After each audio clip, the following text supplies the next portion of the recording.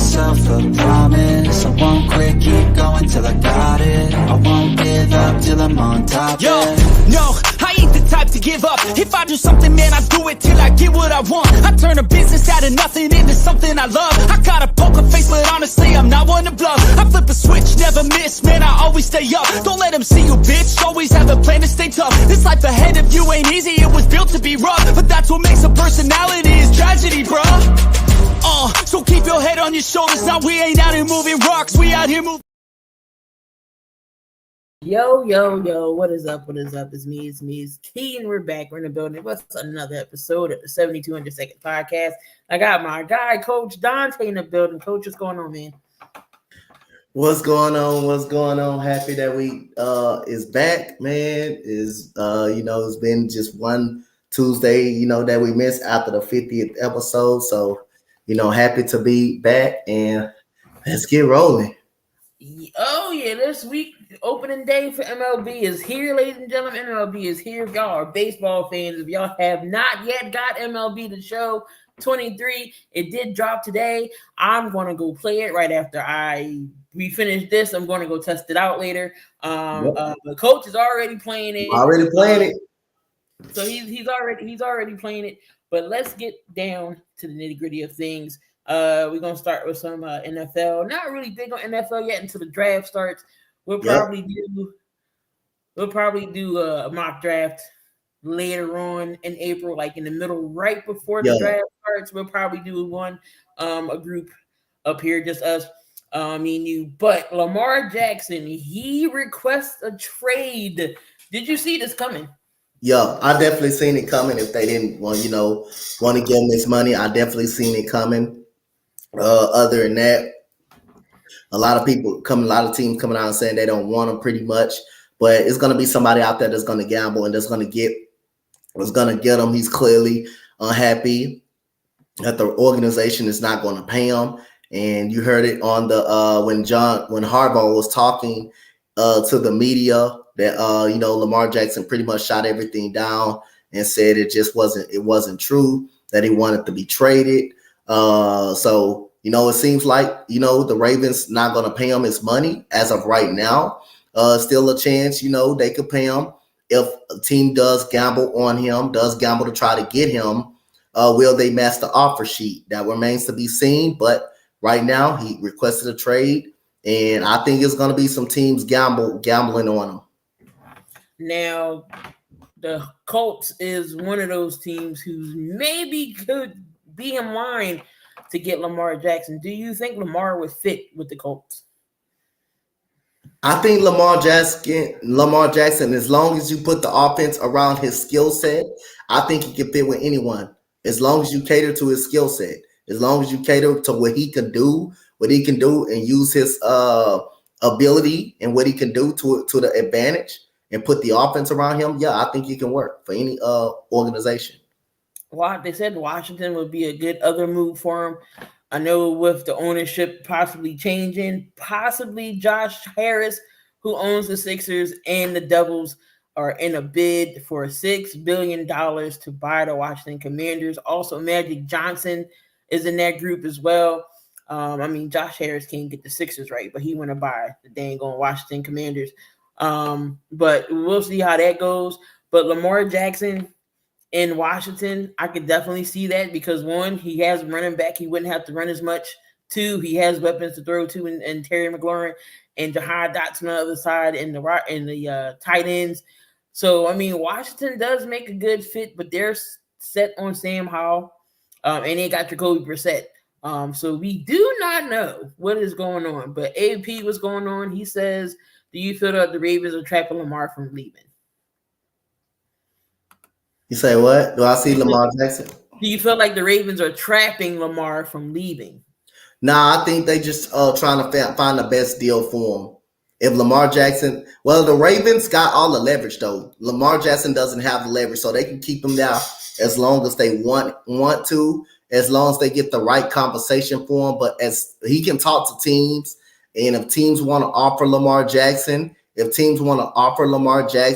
it's up to the Ravens.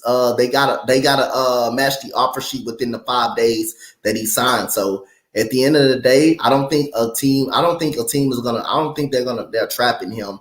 I don't think they're trapping him. I think they're just trying to find out what teams are gonna gamble for him and what team is gonna go for him. And if a team offers him, and it's just up to the Ravens that they match the offer sheet. That's all. And if they don't match, they can get the 2 first-round picks. They will have the 2 first-round picks. So again, all the leverage is on the Ravens side. But do I feel like they're trapping him? I don't think they're trapped. I don't think they're going to trap Lamar Jackson. It's either they want to pay him or they don't. So, and right now they don't want to pay him.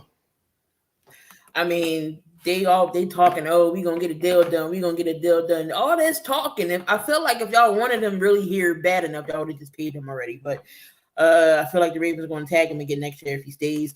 We'll see if Lamar stays, players or not. But he did request a trade, so he already gave his farewell speech and all. So we're just going to see where he goes. And another trade. Is Aaron Rodgers going to be officially a Jets? Will they pull the trigger, or are they still?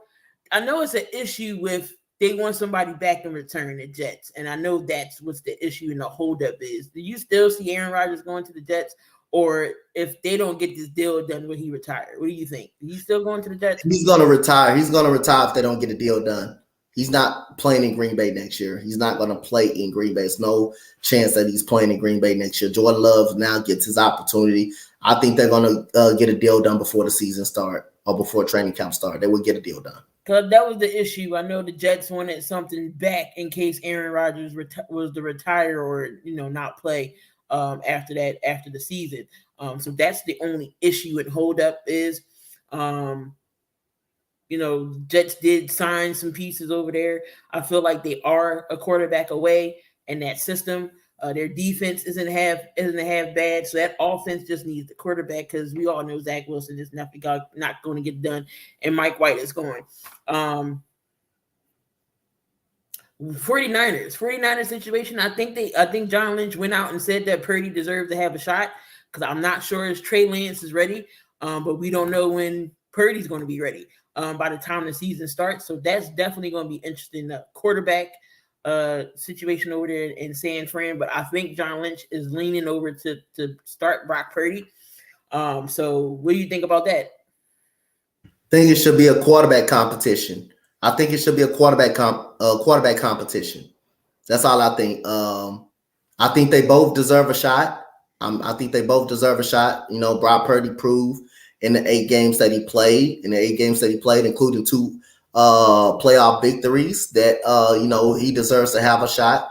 And Trey Lance, you don't know what you got out of him because again he got hurt versus the Chicago Bears. So again, I think it should be a quarterback competition for anything for the decision going into training camp. I think it should be a quarterback competition.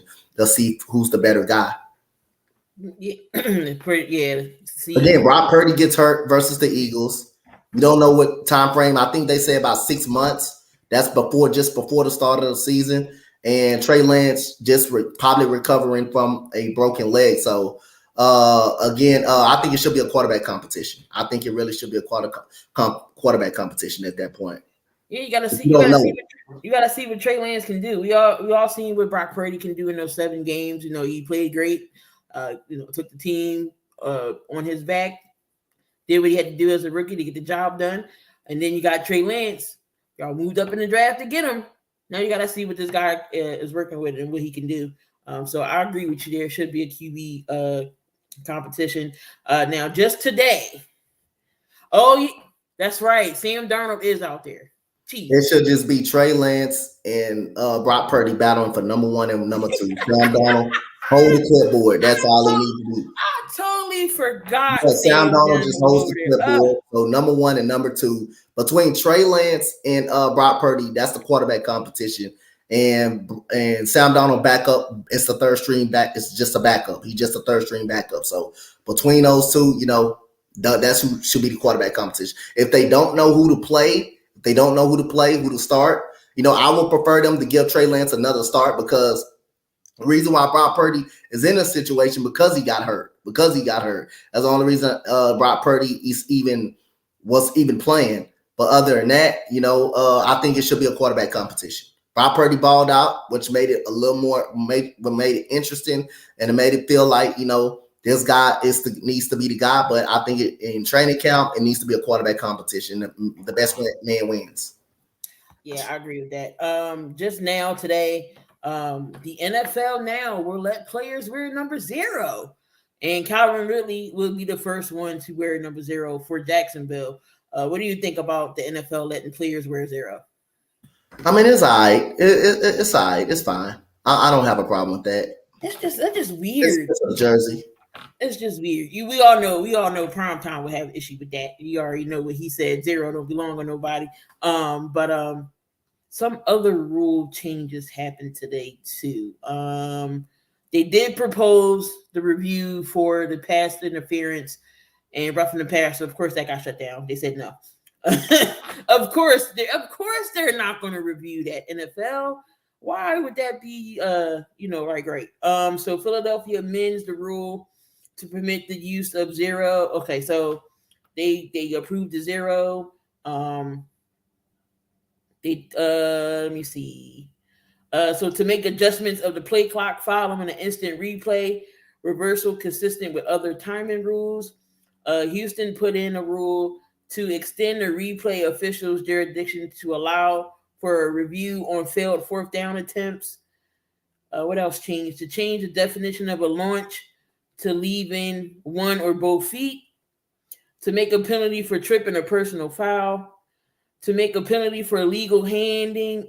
They're going to make a penalty for illegally handing the ball forward constant with illegal acts such as illegal forward pass.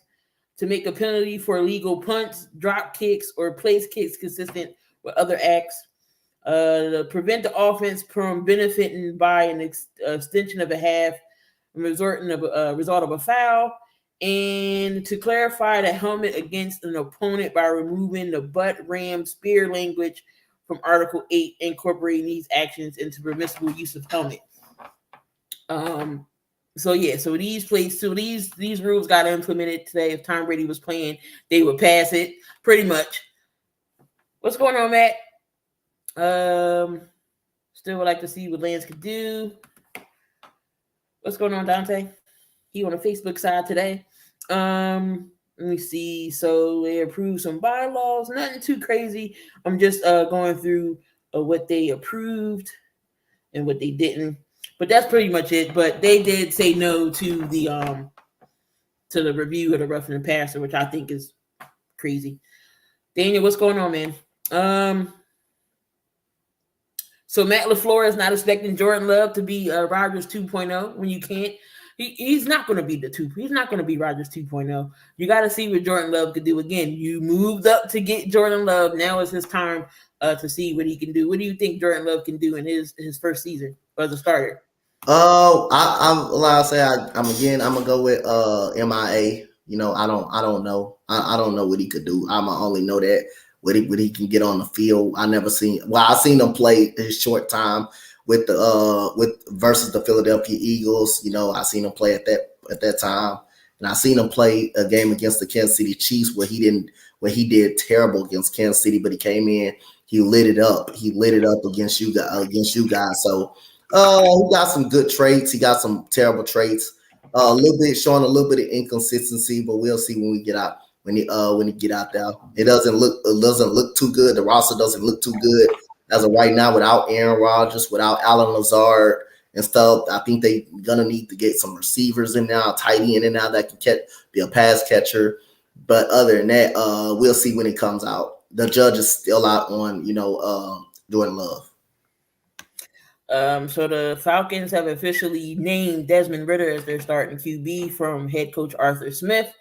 What do you think Desmond Ridder could do this year now that he has the full season, going to have a full season under his belt?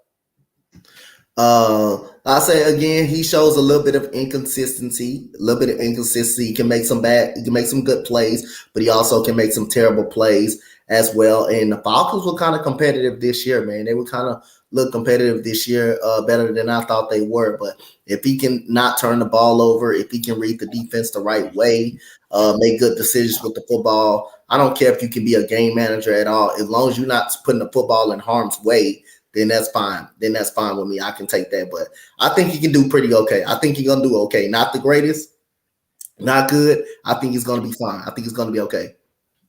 So the issue is going around. Well, not an issue. What it is, they're saying is the height an issue. Going to be an issue for Bryce Young or CJ Stroud. Now, what can we say about quarterbacks under 6 feet? Russell Wilson, Drew Brees. You can even throw Kyler Murray in there. But is there really a height issue with Bryce Young and CJ Stroud going into the draft? I think it's a height issue for us, Bryce Young. I think a lot of people concerned about his height and how small he is because he came in at 210. Like I say, he's short, just like Drew Brees and Russell Wilson. But the problem is they're bigger. They're much bigger. They're bigger than he is. But I don't think it's going to be an issue with Bryce Young. He got a lot of playmaking ability. He got some mobility to his game. What's going to sustain? What's going to make it allow him to extend plays and enough wide open receivers to get open. The only problem is when he get hit, can he get back up? Would he be able to get back up? That's the problem right now. With CJ, a lot of teams love that he's about 6'3". He's way bigger. He's the best accurate passer of the football in this draft.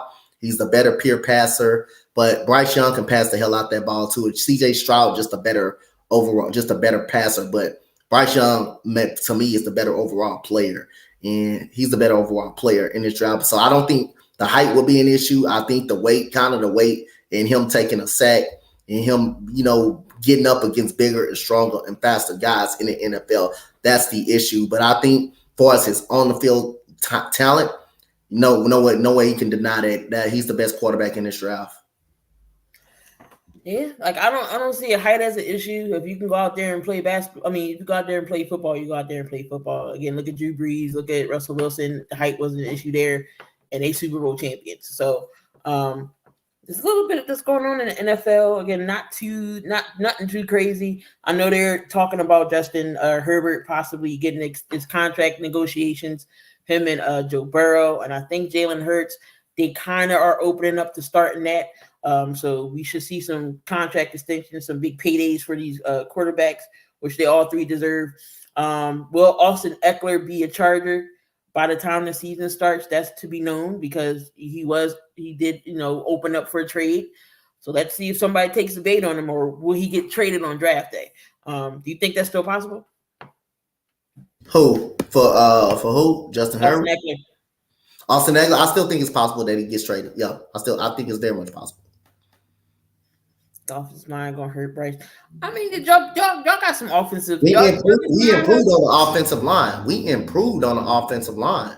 Shaq Mason, who's a top 10 at his position. Larry Tunsil is top 2 at his position, and we got Titus Howard, who we may extend. King Green got some growing to do. If you look at it, man, we improved our offensive line. Our offensive line can actually be pretty good this year. I don't think it was y'all line. It was more Davis Mills, who wasn't really that mobile to scramble to try to extend plays. That was Davis Mills. Yeah, it was Davis Mills, but we did have a line issue as well. Yeah. But it wasn't that. It was bad, but Davis Mills turned the ball over fucking too much. 15 interceptions. You tied with Dak Prescott in interceptions. It's no reason to have terrible decision making.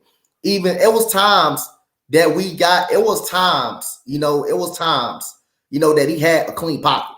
A line, it was an issue, but then not all the time the line wasn't an issue. All the time the line. Now our line has got better. That we traded for Shaq Mason, who was, like I said again, top 10 at his position. Shaq Mason is top 10 at his position. Larry Tunsil on the other side, he is top 2 in his position. He is top 2 at his position. And we got Titus Howard, who was doing good for us last year, and King Green still got some growing to do. So if you look at it, we can have an improved offensive line this year. So no matter what quarterback out there, we get either out of CJ or Bryce Young, because that's what it's down to. Yes, the Texans are meeting with other quarterbacks.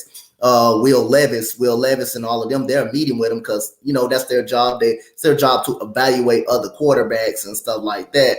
And at the end of the day, it's either Bryce Young and CJ Stroud. That's already been, reported by a reliable source from the Houston fan base. That's already been reported pretty much. All right, and then we're gonna switch it over to the NBA. NBA is getting heated because it's getting down to the wire, down to the regular season. Regular season is over, I believe, April 10th, and then the play-in tournament starts April 11th. So let's go ahead and go over the standings here for the NBA. Definitely getting interesting here. So for the Eastern Conference, again, we got 4 teams that already clinched the playoffs, and that's Milwaukee, Boston, Philly, and Cleveland. We got New York and Brooklyn is at that number 6 seed right now for your play-in tournament. We got Miami, Atlanta, Toronto, Chicago. And then on the outside looking in, it's still Washington, Indiana, Orlando, and Charlotte and Detroit. They already out of it. But AJ, he had a question with 3.5 games behind a play-in. He said, do you think Miami could possibly sneak in? Yeah, I think Miami. Not Miami, Orlando. Sorry. It's a possibility. I'm not gonna say it's not a possibility. It's right there. It's a possibility. I think it's a big possibility. And over in the West, we got 2 teams that already has clinched the playoffs: is Denver and Memphis. And then we got Sacramento, Phoenix, the Clippers, and Minnesota has moved into that 6th spot. And now in the play-in, right as of right now, we got Golden State, New Orleans, the Lakers, and OKC. Dallas has slipped all the way down to number. They're on the outside looking in. They're on the outside looking in. Is Dallas? The Lakers, what they at? In 10th? The Lakers in the 10th? Yeah, they 10. Okay. But what's going on with Dallas? What is going on with Dallas? Like, they was hot going in. Now it's instant with Kyrie. They saying is Kyrie Irving the way things is, or Luka got suspended because he got his 6 team technical. What is going on with Dallas? They can score, but they can't play no damn defense. That's the problem. The problem is on the defensive side of the basketball. Is on the defensive side of the basketball. They traded away Dorian Finney-Smith, who's one of their best wing defenders. They got worse on the defensive side of the ball. I'll say Kyrie and Luka will be able to score points in bunches, but the problem is definitely on the defensive side of the ball. On the defensive side of the ball, they can't stop nobody. You can't lose to Charlotte 2 times in a week. If you're trying to make a playoffs, you can't lose to those type of teams. You got to be proven that you can beat good teams. And right now, they have gotten beat by Charlotte in Dallas, and they were beaten by Charlotte in Charlotte. Now, they did beat the Indiana Pacers last night. But if you want to be a playoff team and make a final run, you cannot lose to terrible basketball teams. You cannot afford to lose a team that you should beat. And right now, the problem is on the defensive side of the ball. And, Luka's very getting frustrated. I think he's frustrated as of right now. And I don't see Kyrie ever staying next year. Luka is not happy. He's not smiling on the court. He's not having fun on the court as of right now. And like I say, something's got to be moved. Somebody's got to be changed. If they don't make the playoffs or they get bounced out in the play-in tournament, something got to give. And I don't think Kyrie Irving will be that next year, depending on the situation. Definitely. What AP said, Dallas was number 5. Kyrie comes, he's number 11. They moved to 11. Is Kyrie the issue everywhere he goes? Do you seem like it is? He seemed like it is. It seemed like it is, but I mean, again, he is scoring at a high rate. The problem, I think, is on the defensive side of the ball. They can't stop anybody on the defensive side of the ball. I mean, they can score the ball. But again, you don't got no defensive side of the ball. You don't got no guys on the defensive side of the ball. And I don't think Luka. I don't think Luka likes sharing the ball with other superstars. He didn't like sharing the ball with. Porzingis. Porzingis complained about that, and Porzingis went over to Washington and got better. Kyrie Irving now comes, and now he's not really happy. He's not really happy. I don't think the problem is on the offensive side. I think the problem is on the defensive side of the ball, and that's why they're losing a lot of these games. Problems on the defensive side of the basketball. You lost Dinwiddie. They also traded Dinwiddie in the deal, who was a pretty reliable defender.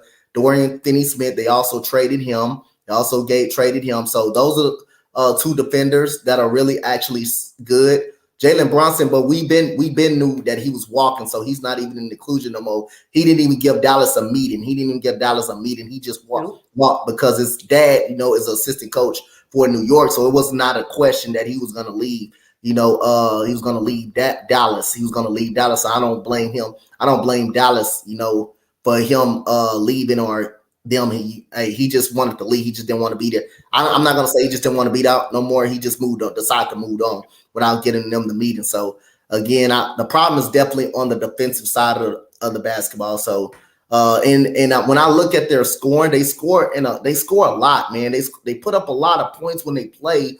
They don't stop anybody. They put up 127 last night against against Indiana. They put up 127 against those guys. So they can put up points. I mean, but defensive reliability, I think that's what the Dallas Mavericks hurting at more. They put up 109 against, Charlotte. But again, Charlotte scored 117 points on them. Scored 117 points. And I say when you have two ball dominant guys, hey, it's not going to work, especially Kyrie, knowing Kyrie needs the ball. So Luka, I think needs his own squad. He needs his own squad with a bunch of shooters. I don't think he fits well, with just I don't think he fits well with another ball handler, a person that needs the ball in his hand. I don't think he fits well with that. So Brett says they traded away their only defensive weapon, and now they can't even guard post-injury Gordon Hayward. The team, even if they make it to the playoffs, is getting bounced. Where's Christian Wood? Where's Christian Wood? Christian Wood is good on offense, but can't play defense. He can't play defense. That's the problem. That's what's wrong with some of these West teams. And you don't got rim protection. You don't even actually got rim protection. You don't got rim protection. So the rim is open. The driving to the basket is open all day. Christian Wood is not a good defender. All right. So we've seen LeBron come back. LeBron came back. It kind of knocked the Lakers' rhythm off a little bit because they was flowing out on them a little bit. But the question is, who the more pressure is on? Is it more on LeBron or Anthony Davis to make a run? That's a tough question. I'm gonna go Anthony Davis. I'm gonna go it's more on I'm gonna go it's on Anthony Davis. I'm gonna go more Anthony. I'm gonna go more Anthony Davis. I think the pressure is on him. I think the pressure is on him a lot more. But I wanted to lean LeBron because he just got back, and Anthony Davis was holding the fort down. They were actually playing really good. So matter of fact, I will switch it to LeBron. I think LeBron is the focal point. I think LeBron is the focal point to getting the team over the top. Anthony Davis did hold the team down. They won games, some big games when Anthony Davis was the guy. Now all of a sudden LeBron comes back. They get dominated by Chicago. So I'm going to lean more towards LeBron than Anthony Davis because Anthony Davis had the team. They were playing well. They were playing absolutely well with Anthony Davis was in that lineup. And when it's no LeBron, everybody was sharing the ball, playing great defense. Everybody was scoring at a high clip. LeBron comes back.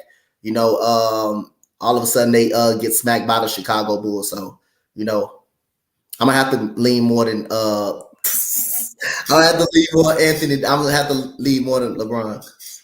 Oh Lord, because he said, "Hey, you can disagree with me all you want. I don't care. It's just my opinion." I'm not gonna have this debate with you, Freddie. All right, so wait, so you got the Lakers got the Bulls again on Wednesday. The Timberwolves coming up. And then they got 5 games in April because the regular season is done actually the 9th. So they got Chicago, they got Minnesota, they got the Rockets, the Jazz, the Clippers, the Suns, and then they got the Jazz again. So 7 games remaining in the regular season. How many do they win? You said how many games? They got 7 games left. So you got the Bulls, you got the Timberwolves. They got to see the Jazz twice, the Clippers, the Rockets, and the Suns. They gonna beat the Bulls. I think they're gonna split in the Windy City with the Bulls. And who they got the Jazz twice? Yep. They'll split with the Jazz once. They'll beat the Rockets. They beat the Timberwolves. So I think they win 5. I think they can win 5 out of 7. Because right now they're in the playing, but they're in that 11th spot. They can't afford. They win 5 out of 7. They win 5 out of 7. Koo said the Jazz is weird. Freddie said, yeah, they won't. No, not today, Freddie. Not today. Not today. Oh my God. Ain't nobody scared of y'all. Ain't nobody scared. Freddie. We just ain't trying to be on here 4 hours. That's all. What else is going on? Okay, so JJ Redick. He put out his top 5 list to guard. NBA players to guard. He said Giannis, Steph Curry, KD, Joel Embiid, and Nikola Jokic. Is that list accurate?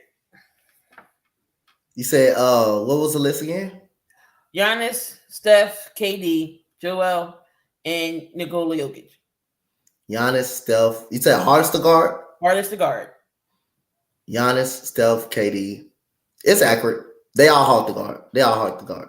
Especially Steph, because Golden State moves so well without the ball. Whoever's guarding Steph be tired because he's always moving. He's moving in and out the court, through the court. So definitely Steph Curry. Kevin Durant, we all know he can shoot from anywhere. His length. We all know how dominant Giannis is. Joel and Nikola Jokic. It's accurate. No, it's not. I can't deal with Freddie today. So Joel Embiid didn't play last night against the Denver Nuggets, and surprisingly, the Sixers only lost by 5. Not going to talk about that because Doc Rivers could have won that game. But anyway, the pressure. Is there pressure on Joel Embiid to win a title or to get it past the second round? Hell yeah, it's pressure on him and James Harden. It's pressure. Hell yeah, it's pressure. It's pressure. You ain't been out the second round in how many years? 6 years? Hell yeah, it's pressure. Hell yeah, it's pressure. There ain't no doubt it's pressure. All right, Freddie said he the front runner now. He lost MVP. I don't know if he lost MVP because of that game. We'll see how we'll see how it is. But Joel says he's not worried about MVP. He just wants to go out there and win. But he wanted to play. I think that the Sixers is the one to shut him down. They might be trying to save him for the playoffs. Same thing with James Harden. Which I'm not mad at. But which I'm definitely not mad at. If they want to save him for the playoffs, why not? Joker, hyper efficient scoring combined with his playmaking makes him one of the hardest covers in the league.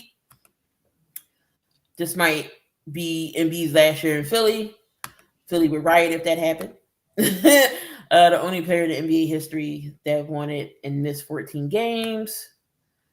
Jokic won it without question. PJ Tucker making a first team all cardio last night. I'm surprised that we only lost by 5. I thought Denver was going to blow us out the water, to be honest with you.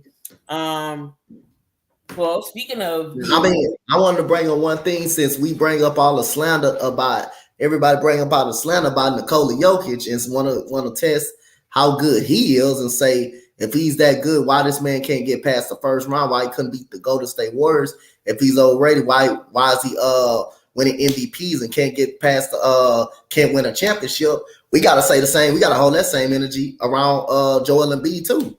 I mean, he's a great player, but he ain't been out the second round. He never been out the second round. He can't get past the second round. He can't get past the second round. So the same standard. All I'm saying for every fan out there and every Philadelphia fan, if you're going to talk crazy about Jokic, the same energy goes for Joel Embiid. He's great, but you can't be losing the second round every single year. Right. Every single year. You can't be coming up short and not getting to no Eastern Conference Finals. Even though I know it's not his fault. He performs. He performs at a high level. Jokic, they perform. They do whatever they can to put the team on their back. It's the supporting cast. Yes, but you still got to hold him as a standard if you're going to hold Jokic as that same standard. If you're going to say Jokic is overrated and he can't get to a championship, and he's been to a Western Conference Finals before, Joel Embiid has. I'm just saying you got to hold Joel Embiid to that same standard. Hold him to that same energy by him not getting out of the second round. You got to hold him to that same standard. Definitely all facts. All factual. So playoffs will be very interesting. Once the playoff starts, I can't wait. I'm sure me and Coach definitely going to be some NBA games, so make sure y'all tune in for that. All right, so getting down to the awards here. Get Brett's comment in here before we go. Here's my question. Name me a superstar that can carry a team whose starting lineup consists of Monte Morris, Austin Rivers, Jeff Green, and Aaron Gordon. Warriors were just simply the better overall team. This is true. I mean, and he won a game. He won a game against the Warriors with that team, with just that team alone. He won a game. He won a game with that lineup that he had. All with right, Aaron Gordon being the second best player. Go ahead. All right, so we got the most valuable player award of course. We all know. So it's Jokic. You got Luka Doncic, Tatum, Giannis, and Joel Embiid. But who in your opinion, who's MVP? Out of who? Is Jokic? Well, the top three. We going Jokic. Oh, it's obviously Luka, and then it's Joel. Yeah, obviously you go. It's not gonna be in any order, but obviously you go Joel, you go Luka, and you go Giannis. Obviously, those to me are the top three. Giannis not gonna get it, but he's been out. He's been out a great amount of games. Joel Embiid. I agree with Freddie on a little bit upon this one because again, you don't want him sitting out too many games. Either by him sitting out games, it can kind of hurt him. I mean, Jokic's playing pretty much every game, so he could be making a case for 3 times MVP in a row. And again, you can't get mad because Doc Rivers sitting him out and say he got robbed because he's sitting him out in these games and he's trying to keep him healthy in the playoff. I'm pretty much sure a championship matters more than the MVP. But again, you can't get mad if Jokic become the MVP and Joel Embiid is sitting out games and the organization is basically sitting them out. So again, I don't see why what's the point of getting mad if your organization tell you you're not playing in this game, we're gonna rest you and we're gonna rest you some games, we're not gonna let you play. Jokic out here playing every basketball game and putting up numbers while Joel Embiid sitting out some games. So again, you can see why they give him the MVP because he's playing. Joel Embiid, he's got an injury history, even though he's been healthy. He's been mostly healthy and fighting through his injuries throughout this season, but he's also sitting out games too. That's what's probably costing them. And the Sixers I'm not sure when Harden's going to come back. But again, if you're going to sit James Harden out for the playoffs, I'm all for it.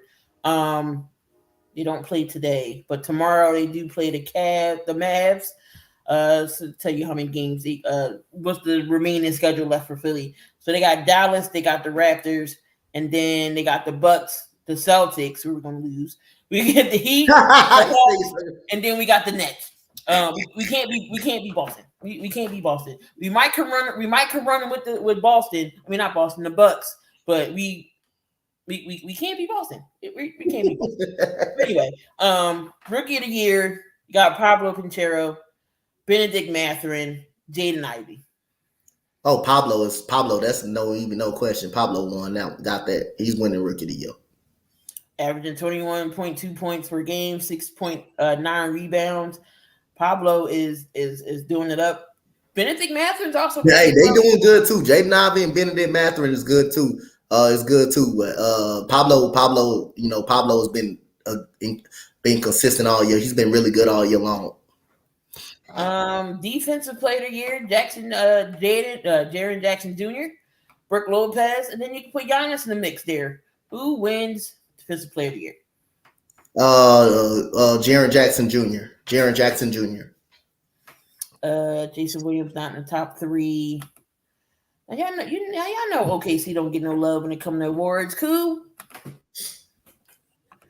All rookie team. Okay, Pincheiro, but Walter Kessler should be getting. Jalen Williams Jalen Williams is my favorite player to come out of the draft. But now, for his top 3, no, he doesn't need to. He ain't up there with Jaden Ivey and with them in those two guys. But you can make an argument he's about top 6 or top 7 rookie in the league. But for his top three, no, he's not top 3. He's not a top 3 rookie.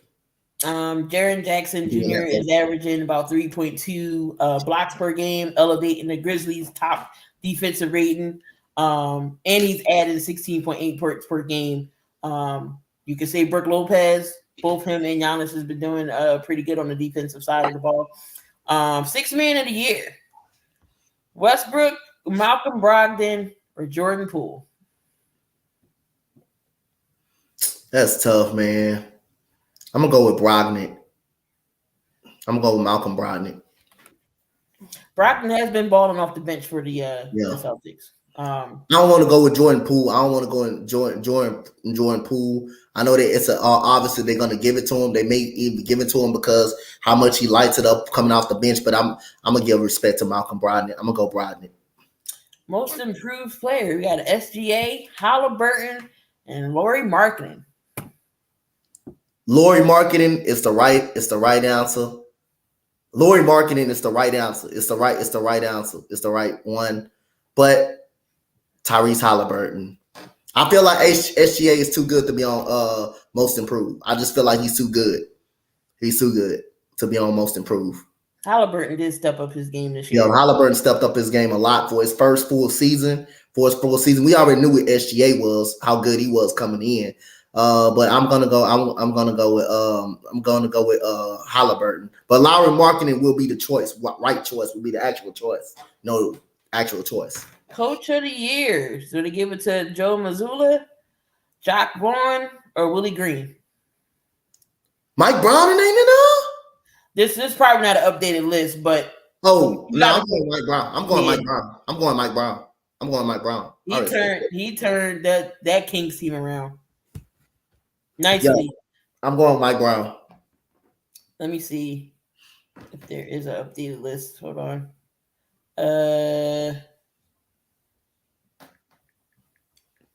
They got the updated list.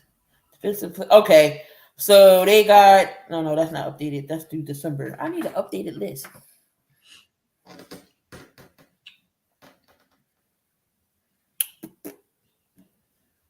All right. So okay. So Pablo, we got Mike Brown is in that list. Malcolm Brogdon. So Lauri Markkanen, given the most improved, Derek Jackson. Okay. Yeah, definitely giving it to Mike Brown because Mike Brown definitely changed that. That's the Kings. Mike Brown, AP. He's the coach for the Kings. Definitely. Any more NBA news? Oh, KD comes back tomorrow, so KD will be back in the lineup. Against what are you playing? Timberwolves. And the Nets are shutting down Ben Simmons for the rest of the season. That's ain't nothing wrong with him. Charmin tissue. That's what Ben Simmons is. Charmin tissue. Soft. Let's see who else. So SGA is not playing. He's out with a sprain against the Hornets for tonight, so he won't be in. Ben Simmons needs to retire. How do you know? Freddie, come on. Don't start. Don't start with the Ben. Don't start with how do I know. Don't start. Gonna change Ben Simmons' names to Bench Simmons. Yeah, pretty much. He street clothes Simmons now. The Nets will probably move on. From him. So who's gonna pick him up? Breaking news. Well, not so breaking news. Scotty Miller is going to the Falcons. That's a nice little pickup. You feel bad for Ben. Why do you feel bad for Ben? I gotta hear this explanation. I gotta hear this. Oh yeah, Dame is done for the season too. They shut him down too. Because I feel like it's becoming a more mental thing. Key, you gonna be around this weekend? Yeah, I'll be around.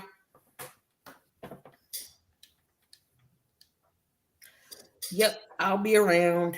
All right, MLB. No, before we do that, Coach, who's on your list today? All right, the coaches list. Everybody know I picked the 5 best players' performances this weekend. But it's a March Madness edition this weekend. It's not NBA. It's not none of that. And it's a March Madness edition of the coaches' top 5 list, not the NBA. I'm showing love to the March Madness. It will be ladies and men's tournament March Madness list. So At number 5, I got Jordan Hawkins from UConn over that big shellacking over Gonzaga. I feel bad for Drew Timme. That's the person I feel bad for because Drew Timme is definitely Gonzaga best player. And if Drew Timme don't get going, Gonzaga is not going to get going as a team. If Drew Timme, it's kind of like you have a little teddy bear or a controller, and Drew Timme need batteries. The only way he runs out if we don't got batteries. Now, once those batteries go out on Drew Timme, then the team goes out. The team goes out. So he was the reason why they beat UCLA. Drew Timme was the legit reason why they beat UCLA. Yes, you can say he made the other guy. I forgot that Malachi Smith made some shots at some tough shots at the end of that game. And you can say UCLA went 11 minutes without scoring a basket. That's what lost UCLA the game. That 11-minute drought that they went on was just horrific. But Drew Timme kept them in that game. And now Jordan Hawkins, I think he will be coming out into the NBA draft this year. He haven't announced it, but I think he will be coming out this year. 20 points, 6 rebounds in his performance against Gonzaga for the Final Four. And number 4, man, this hurts me to my heart. But again, Coach Donte ain't worried. I'm proud of my guys. But I got to go with Miami Hurricanes. Jordan Miller, he was on all day long. Didn't miss a free throw. He didn't miss nothing from the field. He actually went 1,000 from the field. When you come in the the MLB, hey, when you get your first hit, no matter what it is, 5 for 5, you batting 1,000. You pretty much batting the perfect score. Pretty much that's what he had against my Longhorns. 27 points, 2 assists, 3 rebounds for Jordan Miller for Miami. As Miami beat my Longhorns to go to the Final Four, and they will be playing UConn. So I feel like whoever wins that game will be winning the national championship against FAU or San Diego State. The winner of UConn or Miami probably will win the national championship. But other than that, we go to number 3. Man, this guy played a hell of a game against Michigan State. Y'all don't know who he is. Marquise Noel, 20 points. You know how many assists this guy had? Yeah, 20. Yeah, 19 assists. 19 assists. Yeah, 19 assists against against Michigan State in their win to clinch their spot into the League 8. They did end up losing to FAU. They did end up losing the following week to FAU, but this was a hell of a performance right here. And we go to the girls' side. So last night we got Elizabeth Keeley from Virginia Tech. Last night balled out, 25 points, 12 rebounds, 3 block shots against the win over Ohio State. And watch out for that girl. For that lady, for Cody, her name for Ohio State. Cody, she's just a freshman. That girl is good. Cody McMahon is good. She's gonna be a problem for Ohio State. Y'all know the number 1 player on the list. That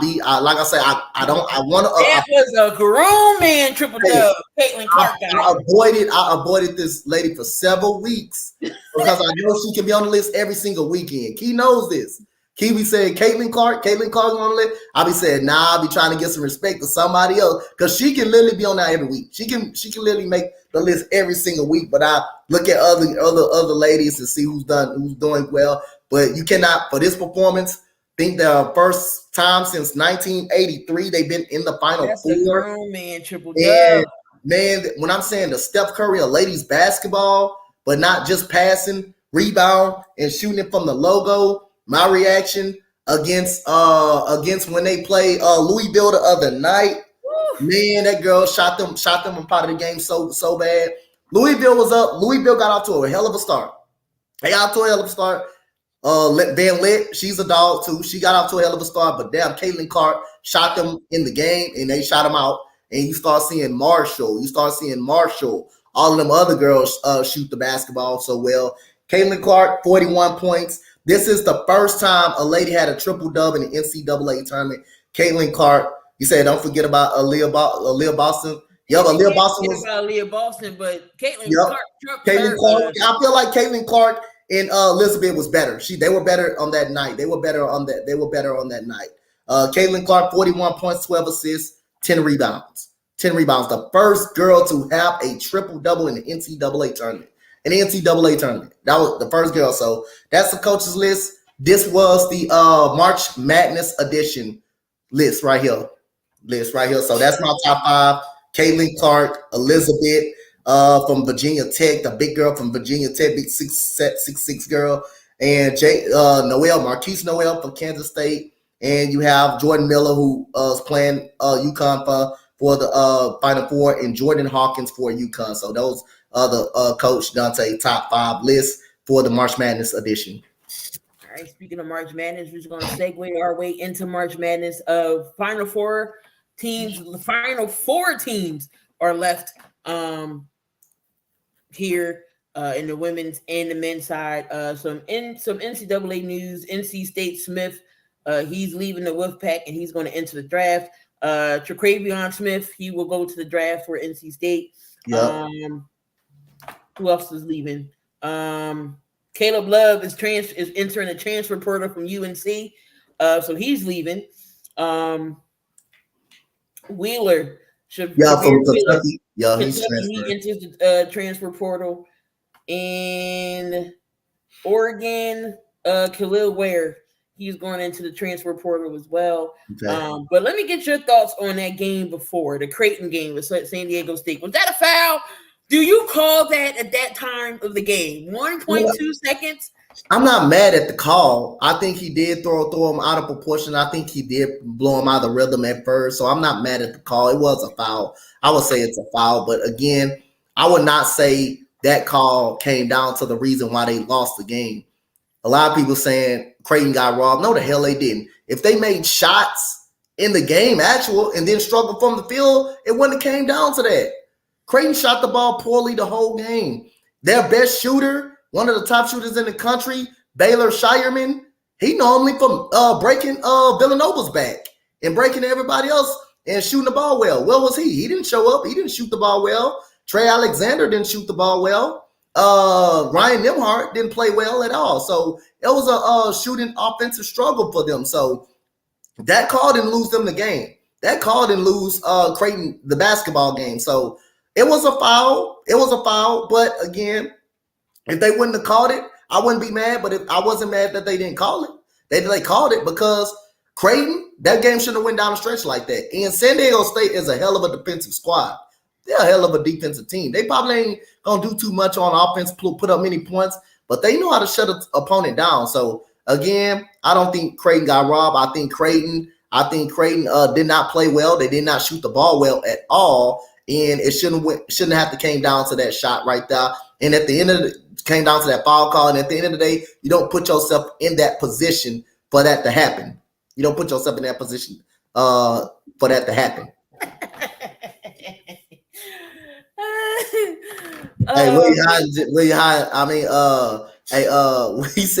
He said, I don't know shit about any of this. Man, I'm just creeping through the window. He said, I'm just creeping through the window. That's all.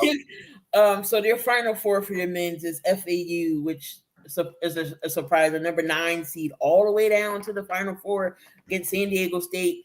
SDSU, Aztecs fight. I just like the fights out. And then we got Miami and UConn. So we got 4 teams who hasn't been in. Well, UConn's won it before, but just saying, 4 new teams that we haven't seen in the final 4. So my question to you, Coach, who wins the final 4, and who you think is going to be champ out of these 4? Oh man, it's a tough call between Miami and UConn. Miami got so many players.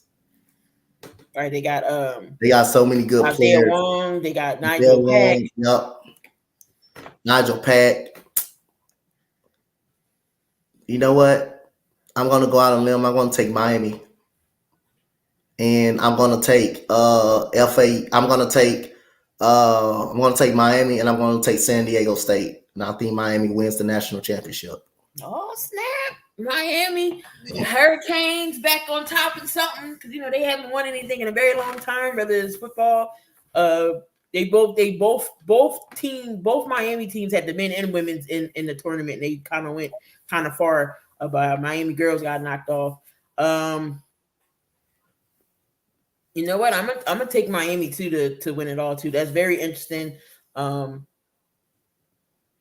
how they definitely been playing. They definitely got some ballers. And these games are your Saturday night games. But on the girl side, oh my God, the matchup of the century. This is a dream matchup we never thought we would see. Iowa versus South Carolina, the undefeated team. Dawn Staley's 36-0 against Iowa 30-6. We got Aaliyah Boston, Zaya Cook against Caitlin Clark and the Iowa girls. Donte, who are you picking in this game? So this is the best defense versus the best offense. I'm going to go with the best defense. I'm going to go with the best defense in Aaliyah Boston. But I think something pains me and about Iowa. They can shoot really, really good when they're open. They can shoot really good when they're open.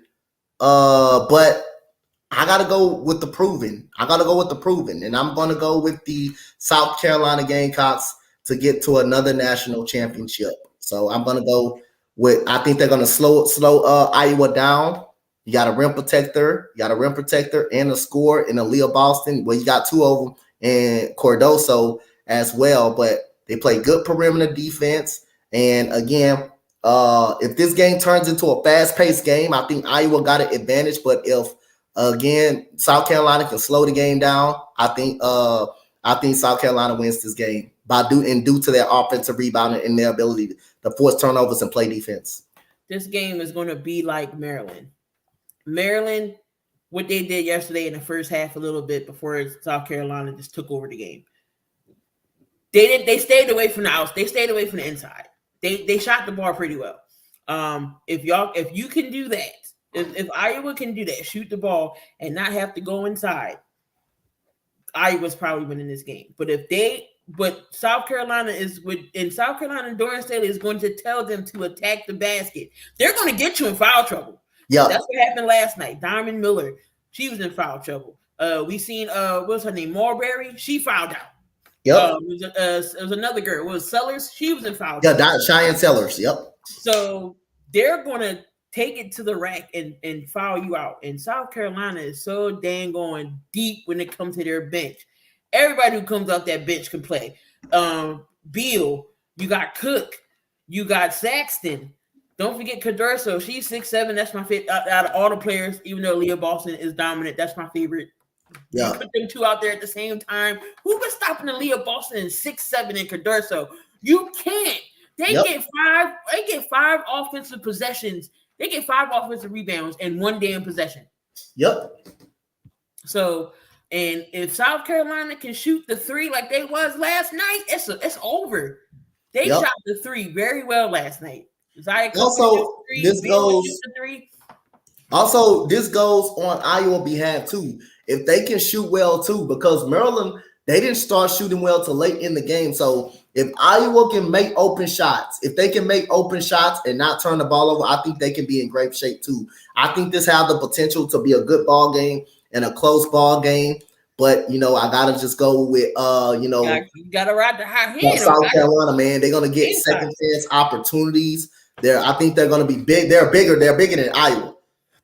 They're bigger than Iowa. If you put Cardoso and Leah Boston on the same court, they're no doubt out rebounding them, getting second chance opportunity. And Zaya Cook is hot and making shots. That's too much to guard. That's too much. And Bree Beal can play defense as well. That's too much to guard. That's too much. So I think South Carolina is winning this game. You still got McKinnon, Warlock, that can play for Iowa. This is just going to be a great game overall. And then you got LSU versus Virginia Tech. Angel Reese, man. Angel Reese is another beast. And then you got the Virginia Tech. You got the Hokies with Keatley. Who wins that game? I'm going with LSU. I'm going to take LSU, but I would not be surprised if Virginia Tech comes up with an upset. I would not be surprised, but I'm going to take LSU. They got also Alexis Morris, who can put the ball in the basket as well. Flashay Johnson, who's really good. I think she's I don't think she is. Flashe is a senior. She's a freshman. She's a freshman, so she still got a couple, 3 more years left. So, and they also got LaDasia Williams as well up in the paint as well. They got some pretty good guard play. They got some pretty solid guard play that I like. But also watch out for Virginia Tech because it's going to be a good battle inside between the girl that I just had on the list, the Elizabeth Keeley. Mm-hmm. Yep, she's pretty good. She's a good big person. She can shoot up as well, post up. And Georgia Amore. Georgia Amore is really good, man. And they can, and Kayla King can really shoot the basketball from outside. They play basically only a 7-man rotation. So again, I think LSU is more deeper than Georgia Tech, but I'm gonna go with LSU. But I would not be surprised Georgia Tech wins this game because Georgia Tech is a really good shooting team. Not Georgia Tech, but Virginia Tech. Yeah, Virginia Tech is a really good shooting team. Like I wanted to be LSU and South Carolina in the finals so they can go at it again because they played each other in the regular season, and South Carolina was the only team that knocked off LSU when they gave them their first loss. But LSU cannot start off slow. They cannot. You got Poole who didn't shoot well against Miami. Reese didn't really have a good game offensively, but defensively she was there and she fouled out. So she can't afford to foul out. She had 13 points, 18 games against Miami. Morris had 21 points. Alexis Morris. They was the only 2 in double figures. The other team, the role players, have to play if they want to win this game. Flazé Johnson got to play. Poole got to step up. Williams got to step up. LaDasia Williams, she got to step up. If these players step up, they can beat Virginia Tech. But if they come off slow, I don't think LSU is going to win this game. So it's going to be South Carolina and Virginia Tech. Is who I'm going with for the finals. And South Carolina is going to take it. Yo, it's not a bad pick. It's not a bad pick at all. Not a bad pick. Georgia Tech, Virginia Tech is really good. They're a really good shooting team. So yeah, I'm gonna go with South Carolina and Miami for the men's to win that. Let me see any news happening in the women's. 80 to enter the WNBA draft. 80 draftees into the WNBA draft, and there's more to come. Okay. That's going to be crazy. Make sure y'all stay tuned here because April 10th, me and Coach will be doing the WNBA draft. Yep.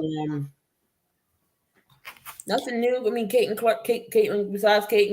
Clark's triple-double, and then Leah Boston's performance. But MLB's back Thursday. Yep. It's opening day, and again, if y'all have not gotten MLB The Show, it did come out today. After we get off here, I'm going to go play it. Make sure to download it. Coach has already played it. Yep. But we're going to break down and go over each game starting in the MLB starting on Thursday. Any news? It looks like Jimenez from the Guardians reached an extension, 7-year deal. 106.5 mil, including an 8-year club option for the Guardians. So they're locking up their guy there. What position he play? Second baseman. So they locked up their second baseman for the for Cleveland. It said Ohtani is expected to make an MLB record of $65 million in 2023. Cool. What's good? Cool. That's crazy. $65 million in 2023. So Shohei Ohtani and shout out to Shohei Ohtani in Japan. Beat the U.S. in the World Baseball Classic. Struck out Mike Trout. The Yankees are Volpe is on the starting lineup for the Yankees. He's going to be starting at shortstop. So yeah, here we go. So opening day. It's 4 games Coach Donte did. Let's talk. That's a lot of bread. Right? That's a lot of bread. For a pitch and hit. Yeah, exactly. So So MLB, Coach Donte did pick 4 games for that for Thursday. Coach, we're gonna pick some over-unders. So each week, next week, we'll pick the over-unders for 4 games for next Tuesday slate. But since it's opening day, we're not on Thursday. But Coach will be doing his Astros and the White Sox opening day. So make sure y'all stay tuned on his channel to cover his Houston Astros. So we got starting off. We got the Phillies and the Rangers opening day. Phillies, they get Trey Turner in the offseason. So the two starting pitchers, Aaron Nola gets the nod, and Jake DeGrom, who recently went over there to the Texas Rangers. Who wins this game? If the Phillies have to go against a good pitcher, they may not be able to hit. Loss of Reese Hoskins. The loss of Reese Hoskins may be bigger than what everybody think. People can say Reese Hoskins sucks, but that man made some big at bats in that playoff stretch, in that World Series stretch. So again, I'm going to go with Texas and Jacob DeGrom. It's just the Phillies I don't know what luck they have. They always can't get away from a good pitcher. They cannot get away from facing a good pitcher, but I'm going to lean towards Jacob DeGrom and the Texas Rangers to win this game. Did they win the series, or are they winning just this game? No, I think the Phillies win the series. But I think it's a 2-game series or 1 game or 3 game. It's 3-game series. Oh, I think y'all win the series. I just think Jacob DeGrom wins this game, but I think y'all win the series. And Martin Perez, he can be pretty tough too, though. Martin Perez, if he pitch, I think he's pitching in this series, so he's a second guy. So they can win the series. They got the best to do it, but I'm gonna go with the Phillies to win this series. Martin Perez, I respect him. I respect him a lot. He can be a hell. He's not gonna strike out a lot. He's not gonna strike out too much. His velocity is not in the high 90s, but he can get some hella ground balls and stuff like that. But at the end of the year, Astros, we start figuring them out a little bit and start knocking them around. All right, we got your White Sox. We got your White Sox. We got your Houston Astros. My apologies. Against the White Sox. Who you got? It's a 4-game series or a 3-game series? I ain't checked in a while. Y'all got a... Let's see. 4-game series. I'm gonna pick the Astros in the series. I'm gonna say they get one victory. I was going to say it's a sweep. No, I don't think it's gonna be a sweep. I think we're gonna get 1 game up out of it. I think we're gonna get 3 games. They'll probably get the 1 win. I won't be surprised if it goes 2-2 because we always struggle at the first tail in the season. We turn on late, like in the middle part of the season. But I'm gonna go 3-1. I'm gonna go 3-1. They're gonna beat us, find a way to beat us 1 game, and I wouldn't be surprised if we beat Thursday. So for the over-under, this is one of the games Donte did pick for the over-unders. So, over-under. We got the Astros, 5 runs in the first. Is that going to be over or under? We're going to be under. We playing against Dylan Cease. Dylan Cease is a great pitcher. I think we'll be under. I think we can get 2 runs in the first. So actually it's going to be Galito is going to be pitching for y'all. And it's going to be pitching for the White Sox. And y'all Lucas Giolito. Yeah. Mm-hmm. Are he pitching the first game? Yes. Okay, I thought they said. I'm sorry. I'm looking at the wrong list. My bad. Hold on. It's you right. Yeah. Hold on. I went out of order, but it's all right. Yeah, it's Cease and Valdez. All right. Yeah. So another over under Valdez, 7 Ks. I'm gonna go with the even. I'm gonna go with the over. I think he gets 8 Ks. Okay. We got the Braves and the Nationals. Who wins game 1? Braves.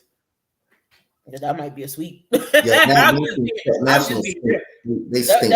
Nationals is poop. They rebuilding. I think that's a sweep. But I got the Braves. Yeah.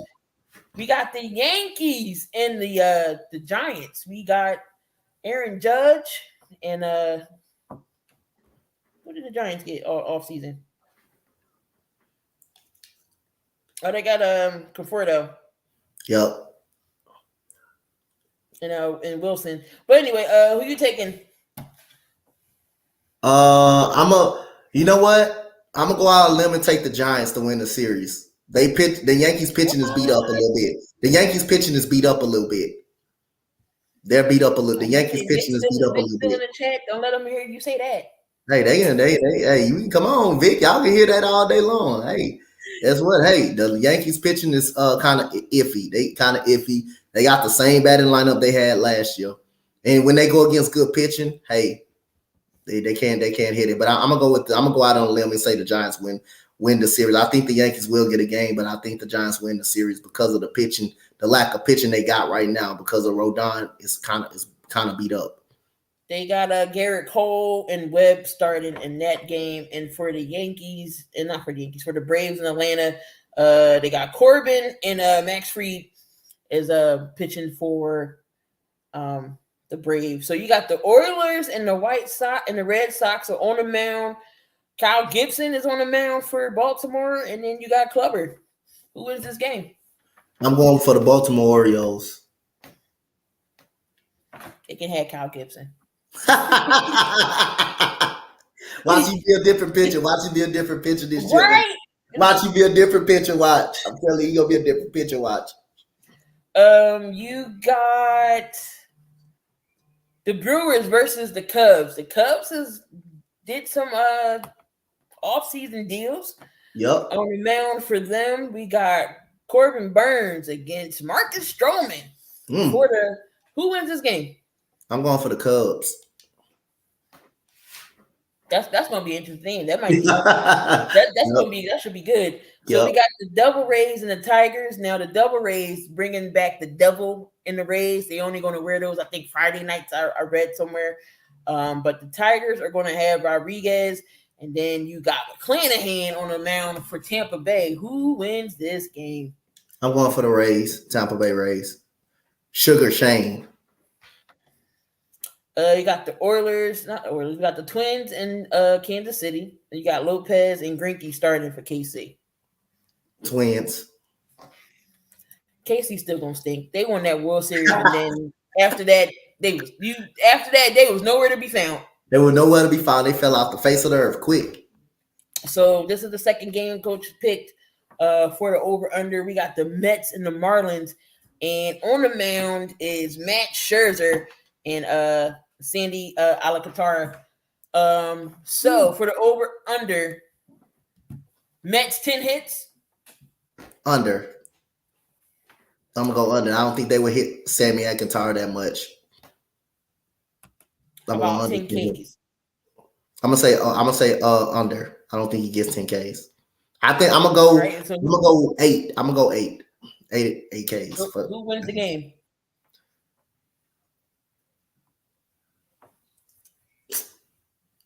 If the Marlins can score, I think Alcantara can dominate the game. He's gonna pitch. I think he's gonna pitch well. Can the Marlins bat gets to Max Scherzer? I'm gonna go with the Mets only because the Marlins bats may struggle against Scherzer. Alcantara is gonna pitch well. He's gonna pitch well, but the bats are not gonna show up against Max Scherzer. So I'm gonna go with the Mets only because of that. Only because of that. And most of Alcantara losses wasn't his fault. Wasn't his fault. It's a reason why he was a Cy Young winner last year. Most of the losses wasn't his fault. When he pitched, the team did not score well for him. So I'm gonna go with the Mets only because the Marlins is not gonna put that many runs on the boards for him. All right, you got the Pirates and the Reds. Is the Reds gonna be poopy again this year? I think they are. I'm going Pittsburgh here. Pittsburgh got Keller and Green on the mound for Cincinnati. The third game for the over-under, we got the Blue Jays against the Cardinals. We got Manoah and McCullers for the St. Louis. So over-under, Springer gets 3 hits. I'm gonna go under. He gets 2. And does Vlad get 2 home runs? No, I don't think he gets a home run this game. I think he gets a hit, but not a home run. So who you got winning? I got the Blue Jays. And we got the Rockies and the Padres. We got Marquez and Snell's on the mound for San Diego. San Diego got the powerhouse going with Machado, and I don't know if what's his name will be back. I think he done his suspension. Tatis Yeah, he and done Juan it. Soto. So who wins the game? Padres. The Colorado Rockies is going to be one of the worst teams in the league this year. Oh Lord, we got the Angels and the A's. I'm gonna go with the Angels. They're better than the A's. The A's gonna be one of the worst teams in the league. They got Shohei on the mound and then Muller. Oh yeah. That's a pass. They not hitting Shohei. They not no. That's a pass. No, they not hitting Shohei Ohtani. We got the Diamondbacks and the Dodgers. Who's pitching for the Diamondbacks? Gellin, and then you got Urias for the Dodgers. I'm gonna go with the Diamondbacks to win this game. I'm gonna pick the Diamondbacks. I think the Diamondbacks are better than when people actually think of them. I think they shown a good showing last year when going 74 and 88. I think that's a good showing for them from last year. They swept us. Yep. So I'm gonna take the Diamondbacks. So damn, every year the Diamondbacks sweep y'all, huh? They beat y'all, huh? Horrible. Getting swept by no-name teams. That was, oh my God. That's why I didn't think the Phillies was going to make it to the playoffs the way they was playing. And then they end up going to the damn World Series. Shocked the hell out of me. And then the last over-under game, we got the nightcap of the night is the Guardians and the Mariners. We got J-Rod, who's on the cover of MLB The Show. He get 4 RBIs. Over under. I'm gonna go with the under. I'm gonna go with 3. Who wins the game? The Mariners. They got Castillo and they got Shane Bieber. That's a good pitching matchup. That's a hell of a pitching matchup. Definitely good games. MLB will be on deck. So, of course, we're going to be getting these over-unders in. First side, they're going to say his Mariners. Anybody else? Nothing new. Let me see the XFL. Are we still undefeated? 6-0. The DC Defenders are still undefeated, while the Guardians hasn't won nothing. They're 0-6. Damn, the Guardians 0-6. But your Houston teams won 4-2. Yeah, we lost straight. This matchup should be we got the Battlehawks and the Roughnecks on Sunday. You got the Brahmas and the Vipers, DC versus the Guardians, and then you got the Sea Dragons and the Renegades for Friday. So yeah, definitely, it should be a good matchup in the XFL. XFL has actually been, pretty good. Yes. So yeah, look out for that. Let me see what else. Nothing going on for boxing. I know the next big fight is Tank and Tank and Ryan Garcia. That's the next big fight. UFC is going to be Izzy getting his rematch against Pereira. That's going to be a good one. And again, WNBA, the draft is the 10th, so that's coming up. Wrestling fans, WrestleMania, I will be doing both nights, so make sure y'all want to come on in and have some fun. We'll be doing WrestleMania both nights, Saturday and Sunday. It is WrestleMania lineup, so tune in. Let me find out we actually done for the for this stream. Not a real big live stream because there wasn't that much to talk about really. Coming down the NFL, I know the NBA is going to be popping when the playoffs start. March Madness, we still got the Final Four. The draft, some draft talk. Again, me and Coach will be doing a mock draft of our own pretty soon. But what you got in the works, Donte? What's up with you? Well, I got the Marin. I got the tonight. I'm gonna have the Toronto Raptors, and I'm going to have the Toronto I'm gonna have the Toronto Raptors game tonight. They will be playing the Miami Heat at home, so that's gonna be a pretty interesting game tonight. So I'll stay tuned to that. And then I got the women's Final Four coming up Friday, the men's Final Four on Saturday as well, probably. And Thursday, I got the opening day baseball. My Astros open up versus the White Sox at 6:00. If the Mariners game on MLB Network, I may be doing that one too for a late night baseball stream. So, I got a lot of activities in the work. Coach Donte, the hardest working man that I know. If y'all not subscribe to Coach's channel, make sure y'all subscribe to the channel. Links in the description. He's always streaming. He's in other shows. He'll get off one show, hop right back in another one. So Coach is the grinding, the one man I know that grinds all day, every day. I think he gets sleep sometimes, but Yeah, at least a couple hours, at least a couple hours of sleep. But again, so I got the WrestleMania going. That's this weekend. I'll be doing some Phillies games, but that won't be till late into the season. We're gonna be doing some NBA and other stuff. But we're gonna get on out of here. Another 72 in the book. Again, we on that 100th episode. Again, the 100th episode be a jersey giveaway. So tune in for that when the time comes. We are halfway there at episode 52 right now. But anything else you gotta say before we get on out of here? Man, I just appreciate everybody for tuning in to the show, man. Today, man. Thank you guys for showing love to us and supporting us. And y'all continue to push that algorithm out there for us, man. We on our way, to 100 episodes, man. But we gonna get that, man. One day at a time, one Tuesday at a time. So happy to have it. Happy to have come back. Happy to have the show today. And check us out on Spotify as well, and Apple Podcasts.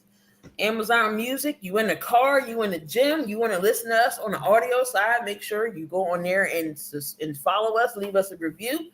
Appreciate the algorithm over there. So yeah, but we're gonna get on out of here early. I'm gonna see what MLB the show's all about. Coach got his game coming up soon.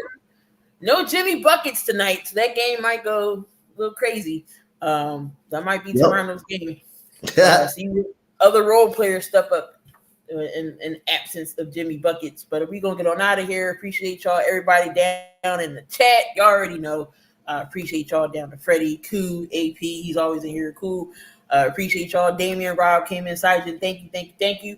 Each and every one of y'all we appreciate y'all each and every week coming in and checking us out, commenting. Thank y'all because y'all are the fuel that keeps us going, especially interacting with us. So definitely appreciate y'all. But we gonna get on out of here. Love, peace, and hair grease. Don't do nothing I wouldn't do. And if you are, make sure you do it safely. We gonna get on out of here, y'all. See y'all. Peace out, you guys. Bye.